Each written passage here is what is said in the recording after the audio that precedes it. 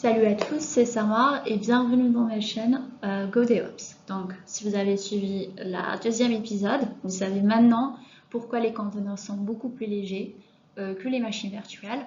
Et dans ce troisième épisode, on change de perspective et on va pas parler de leur légèreté, mais plutôt de leur fonctionnement interne. Donc, concrètement, ce qui se passe-t-il à l'intérieur d'un conteneur une fois qu'il est lancé. Donc, on va décortiquer ces différentes couches, voir comment les runtime intervient et comprendre comment tout ça s'appuie sur le noyau Linux. Donc, allons-y, c'est parti, on commence notre épisode. Donc, quand on pense à un conteneur, on imagine souvent quelque chose de complexe, comme une machine virtuelle en miniature. Mais en réalité, un conteneur en cours d'exécution, c'est juste un processus Linux, tout à fait classique. Donc la différence, c'est qu'il est lancé dans un environnement très contrôlé et isolé, ce qui lui donne cette impression d'indépendance. Et grâce à des mécanismes d'isolation du noyau Linux, qu'on va explorer juste après, le processus ne peut pas voir les autres processus du système, ni accéder aux fichiers du host, ni même dépasser ses limites de ressources. Donc cette approche permet au conteneur d'être beaucoup plus léger et rapide que les machines virtuelles, tout en conservant une grande sécurité. Donc, à retenir ici, c'est qu'un conteneur n'est pas vraiment une machine virtuelle, c'est vraiment un processus Linux isolé avec des garde-fous. Donc, voici comment se structure un conteneur lorsqu'il est en cours d'exécution. Donc, tout en haut, on a votre application. Donc, c'est le code que vous avez écrit, que ce soit un serveur web, un script ou n'importe quel binaire. Cette application s'exécute à l'intérieur d'un système de fichiers isolé.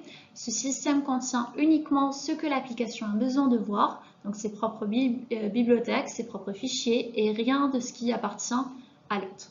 Donc en dessous, on retrouve le runtime du conteneur. Donc c'est lui qui va gérer le lancement du conteneur, appliquer l'isolation et configurer les namespaces et même déléguer au moteur bas niveau comme runcd. Et enfin, à la base, tout repose sur le noyau Linux partagé de la machine hôte. Donc, il n'y a pas de nouveau système d'exploitation lancé comme avec une machine virtuelle. Donc, chaque conteneur garde son indépendance tout en partageant les performances et l'efficacité du noyau principal de l'hôte. Donc, c'est cette structure simple mais puissante qui permet au conteneur d'être aussi rapide, léger et portable. Donc, voyons maintenant comment un conteneur voit le système de fichiers. Donc à gauche, vous avez la vue depuis le conteneur, donc un répertoire racine minimale avec seulement ce dont il a besoin. Donc on a ici le bin, le etc, le usr et éventuellement son dossier applicatif. À droite, c'est la vue de pilote, donc un système complet avec tous les répertoires habituels, mais aussi un chemin spécifique comme conteneur 123 où est monté le route du conteneur. Donc cette séparation est rendue possible grâce à ce qu'on appelle des namespaces de montage et un mécanisme similaire à chroot. Donc cela permet au conteneur d'avoir une vision totalement restreinte du système. Il ne voit ni les fichiers de l'hôte ni ceux des autres conteneurs. Donc le résultat, c'est que depuis l'intérieur, il a l'illusion d'être sur une machine dédiée, alors qu'en réalité, il est juste enfermé dans un sous-répertoire bien isolé. Donc c'est cette isolation du système de fichiers qui contribue fortement à la sécurité et à la portabilité des conteneurs. Donc les namespaces permettent une séparation virtuelle complète de presque toutes les ressources critiques du système. Donc ici, on a les différents types de namespaces.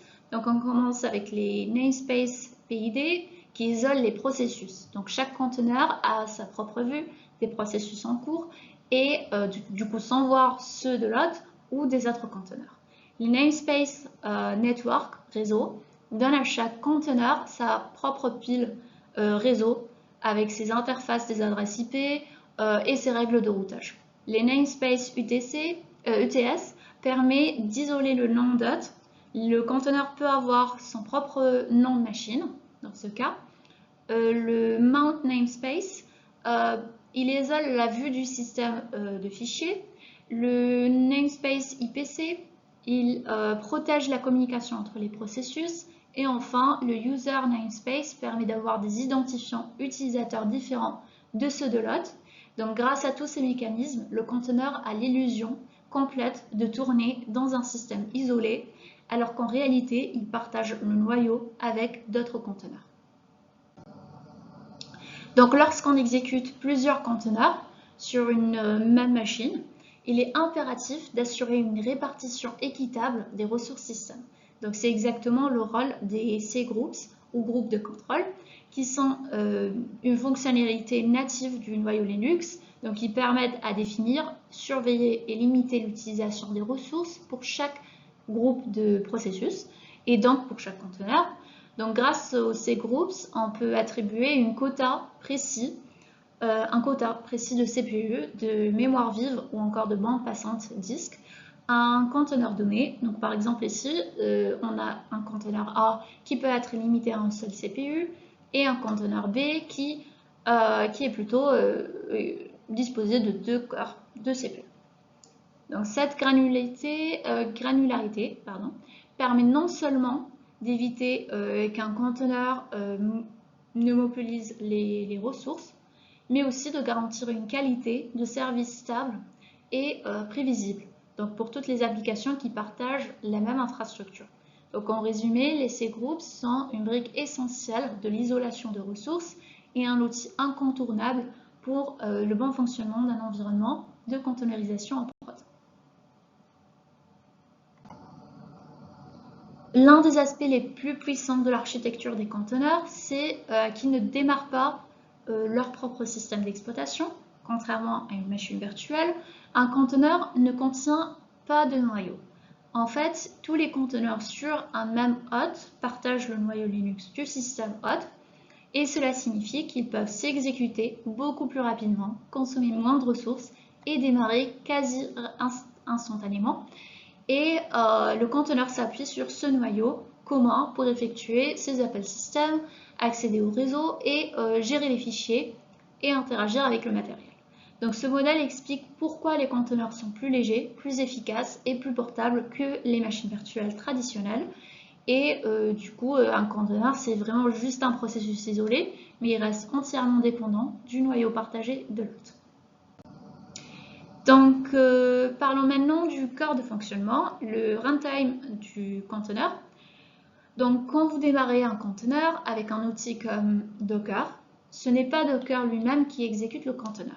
Il s'appuie plutôt sur un runtime bas niveau qui fait tout le travail. Donc, dans la plupart des cas, c'est le container RD qui est responsable du lancement, de la supervision et de l'arrêt des conteneurs. Et c'est lui-même qui utilise un outil encore plus bas niveau appelé le runc et qui vient appliquer l'isolation à l'aide des namespaces, configurer les cgroups et créer le vrai processus Linux isolé qui constitue le conteneur. Donc ce processus s'exécute directement sur le noyau Linux de l'hôte, sans machine virtuelle, sans système d'exploitation dédié. Et du coup, pour résumer, Docker utilise le container RD qui utilise le runc et ce runc crée un processus isolé sur le noyau.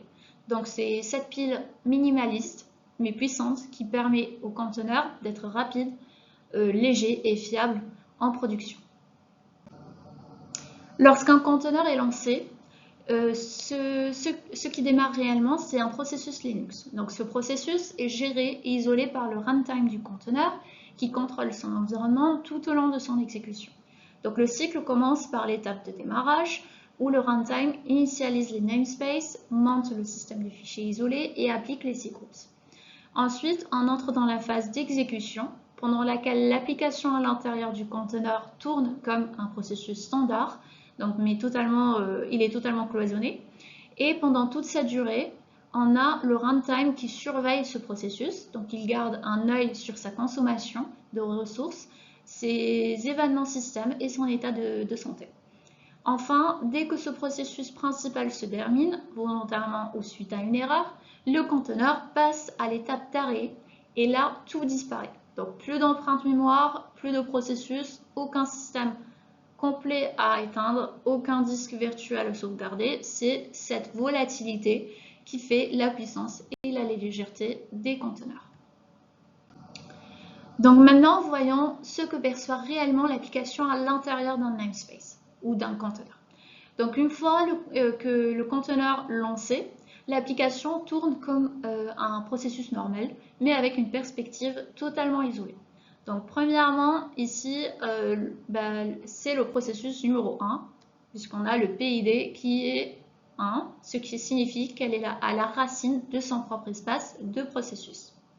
Ensuite, elle a un nom d'hôte personnalisé, souvent défini dynamiquement par le runtime, comme ici on a container 42. Et enfin, lorsqu'elle explore le système de fichiers, elle ne voit que son propre environnement. Donc on a un route propre séparé de celui de l'hôte. Et elle ne peut pas accéder aux fichiers du système principal, ni voir d'autres processus ou interfaces réseau grâce à l'isolation qui était offerte par les espaces des noms Linux. Pour l'application, c'est vraiment comme si elle tournait sur sa propre machine, bien qu'en réalité, bien sûr, elle soit simplement qu'un processus isolé sur le noyau de l'hôte. Donc c'est cette isolation, c'est cette illusion plutôt d'autonomie qui rend les conteneurs si puissants et légers à la fois. Donc ce qu'il faut retenir de cette vidéo est qu'un conteneur n'est pas une petite machine virtuelle, c'est vraiment un processus Linux isolé, encapsulé avec soin grâce à plusieurs mécanismes du noyau Linux. Donc il utilise les namespaces pour cloisonner les ressources critiques, le système de fichiers et les identifiants des processus, le réseau, les utilisateurs et plus encore. Donc grâce à PreOC Groups, on peut contribuer des limites précises en termes de CPU, de mémoire et de bande passante à chaque conteneur, garantissant la stabilité et l'équité entre les charges. Et tous les conteneurs partagent le même noyau Linux de l'hôte, ce qui leur permet de démarrer rapidement avec peu de surcoût. Et enfin, tout cela est orchestré par un runtime de conteneurs tels que container RD ou le RunC, qui assure la création, la gestion et la suppression de ces processus isolés.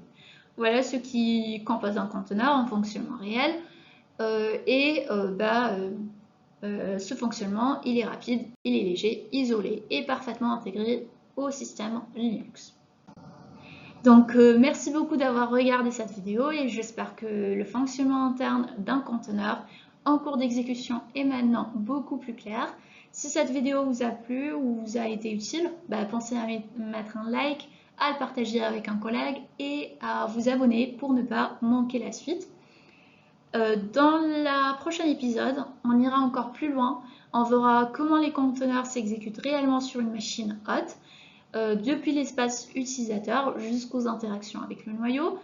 Et sinon, si vous avez un sujet sur les conteneurs qui vous intrigue ou des questions, n'hésitez pas à le partager en commentaire. Je lis vraiment tous les commentaires et à la prochaine épisode. Merci.